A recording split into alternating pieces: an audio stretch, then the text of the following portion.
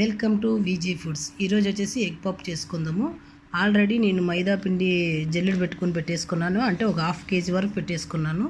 దాంట్లోనే తగినంత salt, sugar, కొంచెం వెన్న, ఆయిల్. కొంచెం ఆయిల్ ఎక్కువే పడుతుంది. దీన్ని బాగా కలిపేసుకుందాం. కలిపేసిన తర్వాత కొంచెం నిమ్మరసము, వాటర్ వేసి బాగా కలుపుకోవాలి.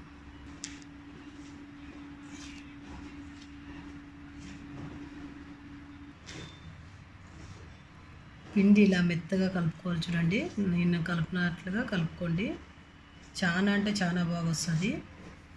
ఉండలు లేకోకుండా పొడి పొడిగా అవ్వాలి. చూడండి, వెన్న కొంచెం ఆయిల్ వేసుకున్నాం కదా, వెన్ననే ఎక్కువ వేసుకున్నాను, ఆయిల్ తక్కువ వేసుకున్నాను. కొంచెం నిమ్మరసం వేసుకుంటున్నాను. చూడండి, ఈ పిండి బాగా మెత్తగా పిసుకోవాలా. చాలా మెత్తగా అంటే బాగా మెత్తగా పిసుకోవాలి. అంటే మెత్తగా అంటే ఇది కాకోకుండా చేతితో బాగా మెత్తగా పిసుక్కుంటే బాగుంటుంది.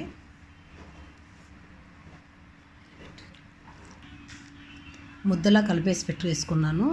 దీన్ని ఒక అర్ధగంట సేపు మనం వదిలేసాము. వదిలేసిన తర్వాత మళ్ళీ ఇంకొకసారి కావాలంటే కలుపుకుందాము. ఆయిల్ పెట్టేసుకున్నాను, పోపు దినుసులు వేసుకుంటున్నాను.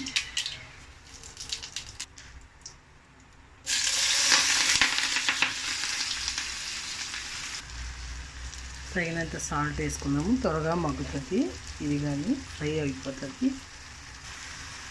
పసుపు కానీ కొంచెం ఎక్కువ వేసుకున్నాము. కొంచెం కారం కొద్దిగా వేసుకుంటే సరిపోతుంది. కొద్దిగా గరం మసాలా, చికెన్ మసాలా రెండు వేసేసుకున్నాను. కొంచెం పచ్చివాసన పోయేలాగా కలుపుకుందాము.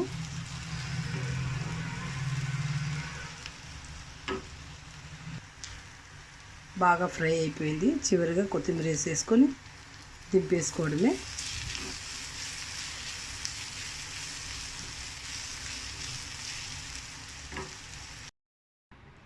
మనం ముందుగా నానబెట్టుకున్నాం కదా పిండి, బాగా మెత్తగా నానిపోయిందండి. ఇప్పుడు మనం ఇవి చపాతీలాగా తిక్కుయిన తర్వాత అది రోల్ ఎలా చేసేదో చూపిస్తాను. ఎంత వీలైతే అంత స్వల్పగా తిక్కుంటే బాగుంటుంది. చూడండి, బాగా పలుచాగా తిక్కున్నాను, పెద్దగా తిక్కున్నాను. చపాతీ కన్నా చాలా పెద్దగా తిక్కున్నాను. ఇలాగే 1 by 1 నేను అన్నీ తిక్కేసుకున్నాను. ఇప్పుడు ఎలా రోల్ చేయాలో చూపిస్తాను.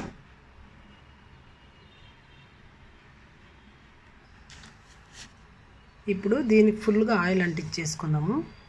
ఆయిల్ అంటించేసి దీనిపైన మరి పిండి వేసుకుంటే మరి దీనిపైన మళ్ళీ ఇంకొకటి అట్లే స్టెప్ బై స్టెప్ కొంచెం దీనిపైన మరి పిండి చల్లుకుందాం. అంటే చపాతీకి అతుక్కోకుండా ఉంటుంది అన్నమాట. లేయర్లుగా వస్తుంది. మరి ఇంకొక చపాతీ తీసుకున్నాను. చూడండి, మడత పడుకోకుండా నీట్గా లాక్కుంటే సరిపోతుంది.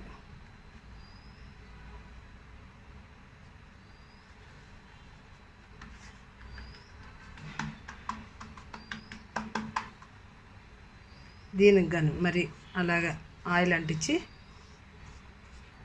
చూడండి 4 లేయర్లు వేసేసుకున్నాను. ఇప్పుడు దీన్ని ఒకసారి చపాతీ కర్రతో తిక్కేసుకున్న తర్వాత మళ్ళీ కట్ చేసుకుందాం.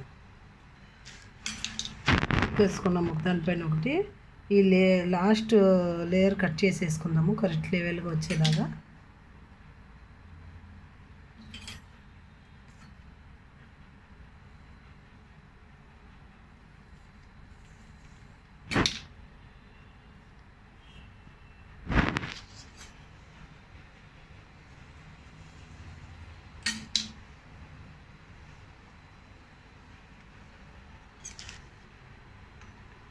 చూడండి, లైన్లుగా కట్ చేసుకున్నాను. 9 పీసులు అయినాయి.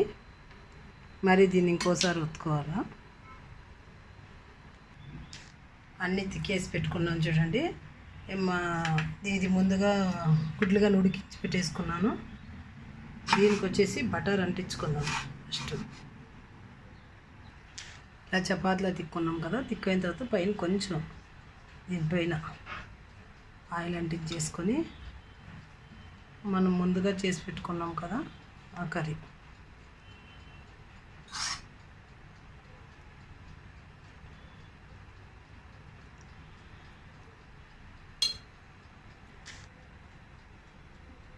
మరి ఎగ్గు ఉల్టా వేసుకుందాము. దీనిపైన కొంచెం సాల్ట్, కొంచెం కారం,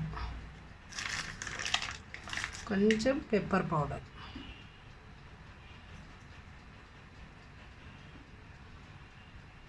దీన్ని ఇట్లా పెట్టేసుకొని ఈ అంచులాగా అంతే అండి. ఇలా క్లోజ్ చేస్తే బాగుండదు. నేను ఓవెన్లో పెట్టుకుంటాను కాబట్టి అన్నీ ఇలాగే రెడీ చేసుకున్నాను. చూడండి, అన్నీ చేసి పెట్టేసుకున్నాను. నేను ఇప్పుడు ఓవెన్లో పెట్టేసుకుంటున్నాను.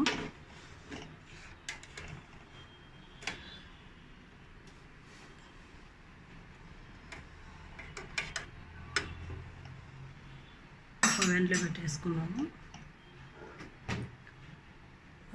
250 డిగ్రీలో పెట్టుకున్నానండి. 250 డిగ్రీలోన 20 మినిట్స్ పెట్టుకుంటాను.